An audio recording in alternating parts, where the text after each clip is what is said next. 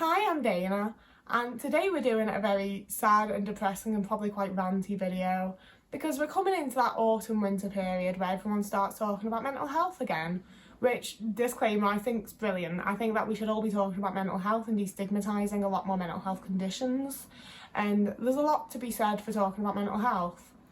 However, we also talk about how the main reason we say talk about your mental health is because we want people to go to their GPs and talk to their GPs and be told, oh, you're depressed, here's some antidepressants. It's become such a normalised and easy thing because everyone's fucking depressed because the world's falling to shit. And it's one of those things that has begun to just boil my blood because I've been told so many times in so many different ways with so many different contexts that I need to talk to someone. And guess what? There is next to no fucking support or help for mental health issues, especially if it's something you've been dealing with for more than 6 months, I've been extremely depressed this year. This has been the worst year of my life so far, and it's fucking sucked. And I have repeatedly this year, more than any other year in my life, reached out to mental health services and gotten absolutely nowhere. I was diagnosed with depression and anxiety at 12 years old. I'm now 25, and I've never received any sort of help that actually helped. Half the time, you don't even get any actual fucking help. You just get put onto antidepressants and told off your pop, and they have always made me feel worse because at this point, I'm absolutely sure that I don't have a chemical imbalance that causes me to be depressed. Every therapist that I've been sent to, every assessment that I've been sent to, they always tell me how I'm so self-aware. You're so aware of things and blah de blah, you really think about stuff. And I'm like, well, yeah, but that's the issue. I'm cripplingly self-aware to the point that I pretty much hate everything about myself. I'm cripplingly aware of world events to the point where it feels like the world's just falling to shit all the time. My depression doesn't come from a chemical imbalance that's making my brain not give me enough happy chemicals. It comes from the fact that there's not enough stuff in my life to bring any sort of joy or happiness. And I can't just magically change my situation. If I could, I'd have done that by now. And so the solution I'm left with is repeatedly talking to my GP. However, and it's one of those things where I'm not sure if this is a more universal experience, but it's been my experience. And it's that they just fob you off. You just get palmed off. They don't listen to you. They don't inform you of things correctly. And you just get fucked about. So most recently, I visited my GP because I think that I'm being affected by OCD. And I think that I might possibly also be ADHD. And it's incredibly disappointing for me because every time I've spoken to I changed GPs at the start of this year, and every time I've spoken to my new GP, I've left feeling really positive and feeling like things are going to really happen and something's going to change and I'm going to feel better. And then it turns out that they've just sort of told me what I wanted to hear while I was there, and they haven't actually listened and they haven't actually done what I need them to or what they're supposed to. I had an entire assessment recently with no idea what it was for. They told me at the end of it that they'd phone me back, which never happened. And then I got a letter in the post saying, you don't have psychosis.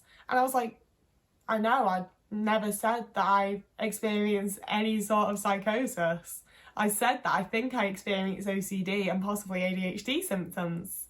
Now, this will be more specific to me and people that live near me, because where I live, you get referred to Talk Liverpool most of the time. I've been through them about 4 times now. I recently had another assessment with them. They have you answer a bunch of questions, and for me what comes around every time is they go, oh, you are severely depressed and severely anxious, aren't you? And I'm like, yeah, that's why I'm here. This is what I told you. And then usually they tell me that they can't help me because I have a history with self-harm. So no go for me. But this time they've put me into a group therapy session, which isn't even actually group therapy. It's a load of people on a Zoom call with one leader giving us coping mechanisms. And I'm sorry, I would not still be here if I hadn't learned coping mechanisms for depression and anxiety when I've had it since I was 12, I'm going into doctors' offices and repeatedly telling them, I spent over a year doing yoga every single morning. I went vegan so that I was eating healthier to see if that helped my fucking mindset or whatever. I journal. I do my breathing exercises. I do my little stims. I've put in every coping mechanism that I can. and I don't feel better. I go for my little mental health walks in the park, so I get out of the house every day and exercise, and it doesn't make things better. I've been on 3 different types of antidepressants, each for 3 months at a minimum.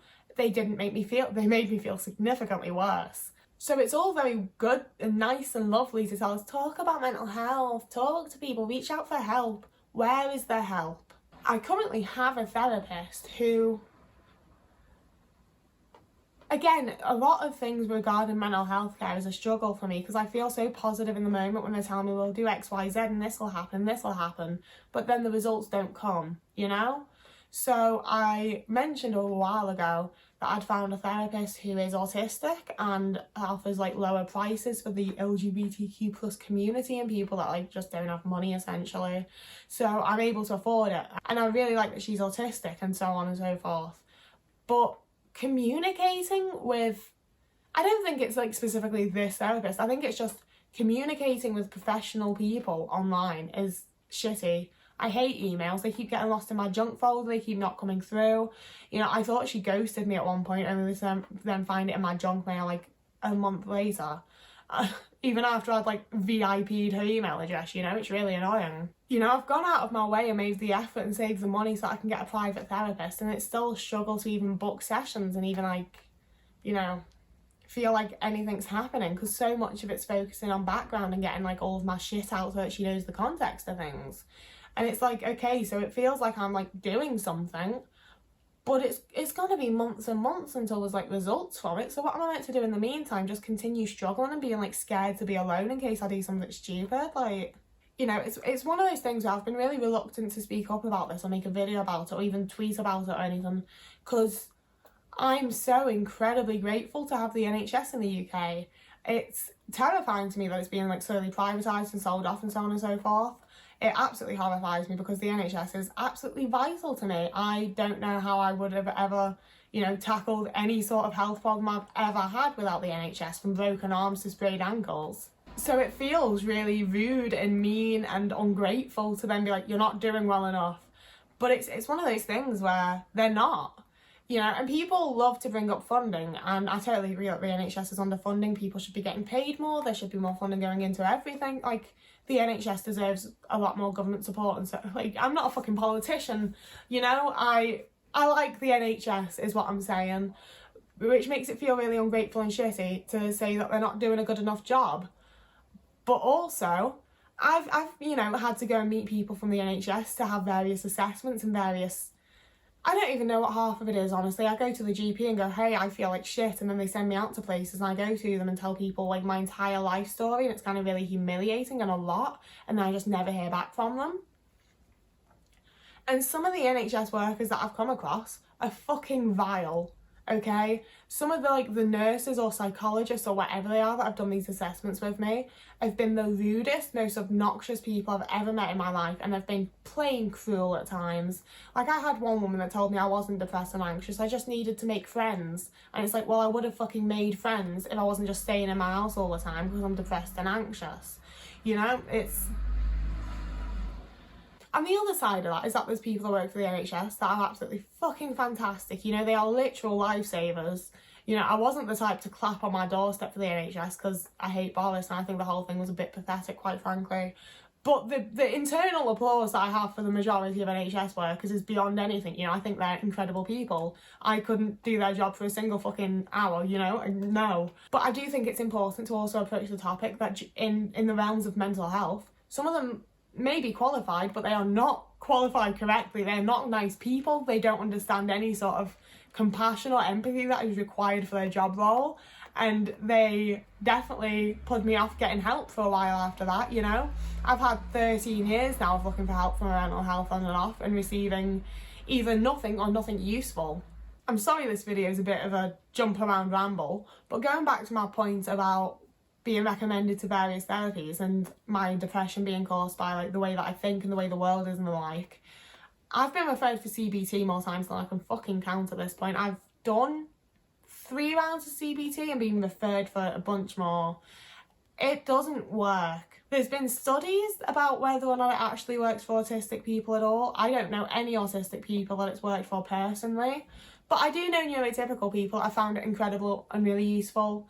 And I'm very much of the opinion that like every therapy is there for a reason, you know, it's going to help somebody. But I think when you've done as much CBT as I have and it hasn't gotten better, it's not fucking working. But the NHS really does only have so many options, you know, they've only got funding for so many things. So I just keep getting referred to the same things that didn't help in the first place. And it's incredibly disheartening, it's extremely frustrating. You know, I'm at a point where I have to really stress to people, like, I'm not trying to like shit on you as a doctor, but this isn't good enough. And it's all they can offer.